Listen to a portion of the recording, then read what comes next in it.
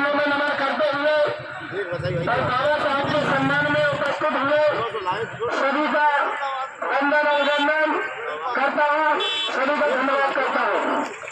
साथियों, आज जो हम एकत्रित हुए हैं वो सभी को जानकारी है कि जो हमारी सबसे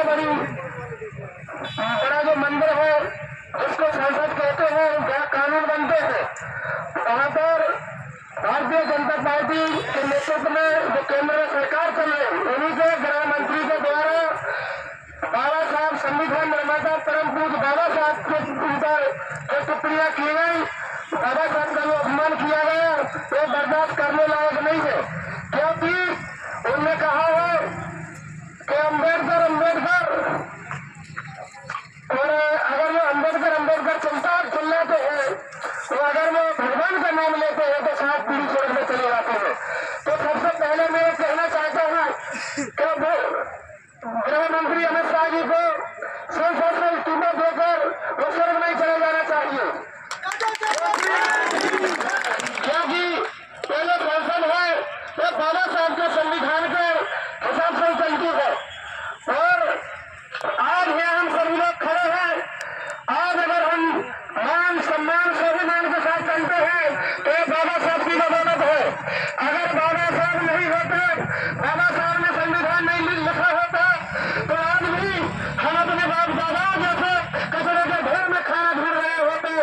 साथियों, आज जो अभिमान बाबा साहब का हुआ है, इस अभिमान का बदला लेने के लिए तो बाबा साहब के सम्मान में हम कुछ समय में यहाँ से विरोध प्रदर्शन शुरू करेंगे और बस स्टैंड पर जाके गृह मंत्री का तबला चलाने का काम करेंगे। साथियों, आपको यह भी जानकारी है कि बाबा साहब का इस्तेमाल केवल वोट बैंक के लिए किया जा रहा है। पहले यही पार्टियां, चाहे भाजपा हो चाहे कांग्रेस हो, कभी बाबा साहब का नाम नहीं लेती थी। उन्होंने बाबा साहब को छुपा दिया था। जब सीना बाना बैलवीर जैसा व्यक्ति जब 14 अप्रैल को छुट्टी नहीं मिली तो जब वो आजाद थे, वो रो रहे थे, उस समय उनको जब कांशीराम साहब जैसा मसीहा मिला तो उनने उनका दुख समझा, उनकी पीड़ा को समझा और उनने मानवर कांशीराम साहब ने जब बाबा साहब को पढ़ना शुरू किया तब कांशीराम साहब ने पूरा जीवन अपने ऊपर बहुजन समाज के ऊपर निछावर कर दिया और घर छोड़ दिया, परिवार छोड़ दिया और उन्होंने कभी कोई संपत्ति नहीं बनाई, कभी परिवार नहीं समझा, समाज को ही परिवार समझा। आज जब कांशीराम साहब ने क्रांति की, हमें राजनीति सिखाया, ये कौन है राजनीति करने का मौका देता था? हमसे मैं ये कहा जाता था कि तुम्हें कौन सी राजनीति करनी है, चाहे खेत में काम करना, चाहे घर में वोट कराने जाना, चाहे वोट कराना, तुम्हें कौन सी राजनीति करना है? तो आज अगर हमारे पास घर मकान है तो बाबा साहब की बदौलत है, अच्छा भोजन है तो बाबा साहब की बदौलत है, अगर हमारे पास गाड़ी घोड़ा बंगला मकान जो भी है तो सब बाबा साहब की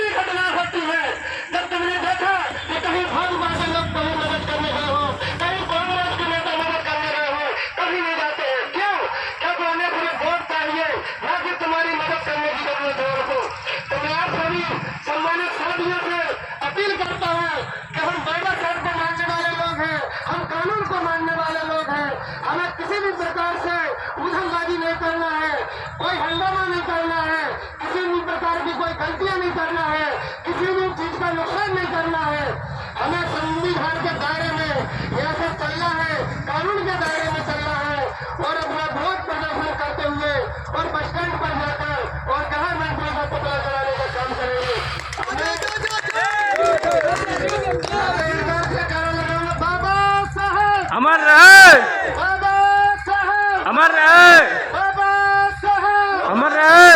भारतीय संविधान जिंदाबाद, भारतीय संविधान भारतीय संविधान Bhim Army Bhim Army Bhim Army Azad Samaj Party आजाद समाज पार्टी। आप सभी का बहुत बहुत धन्यवाद। अब हम कृषि